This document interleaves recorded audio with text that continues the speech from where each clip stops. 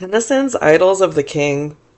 When John Milton was considering subjects suitable for an epic poem, one of those he entertained was the story of the British King Arthur, a semi-legendary leader of about 500 CE who fought off the Saxon invaders who had swarmed into Britain after the withdrawal of the Roman legions. Tennyson likewise saw that the Arthurian story had epic potential and selected it for his life work as the greatest of all poetical subjects. At intervals, during a period of 50 years, he labored over the 12 books that make up his Idylls of the King, completing the work in 1888. The principal source of Tennyson's stories of Arthur and his knights was Sir Thomas Malory's Morte d'Arthur, a version that Malory translated into English prose from French sources in 1470.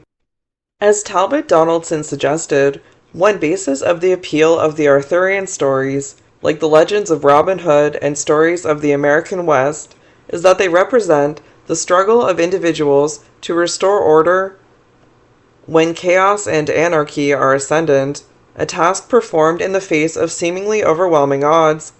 The individual stories in Tennyson's Idylls have the same basic appeal, but the overall design of the whole poem is more ambitious and impressive.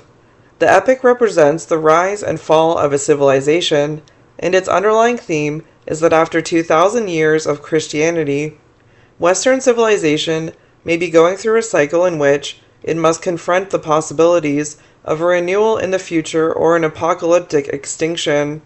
The first book, The Coming of Arthur, introduces the basic myth of a springtime hero transforming a wasteland and inspiring faith and hope in the highest values of civilized life among his devoted followers, the Knights of his Round Table. Succeeding books move through summer and autumn and culminate in the bleak, wintry scene of Arthur's last battle, in which his order perishes in a civil war. The leader of the enemy forces is his own nephew, Sir Modred. Throughout the later books of the Idylls, the forces of opposition grow in strength, and discontent and resentment infect leading figures of the Round Table itself. The most glaring example is the adulterous relationship between Guinevere, Arthur's sumptuous queen, as Tennyson once described her, and the king's chief lieutenant and friend, Sir Lancelot. Many other fallings away subsequently come to light, such as the deceitful betrayal by Sir Gawain in the 9th book, Pelleas and Ettarre, and the cynical conduct of Sir Tristram, whose story is told in the bitter 10th book, The Last Tournament.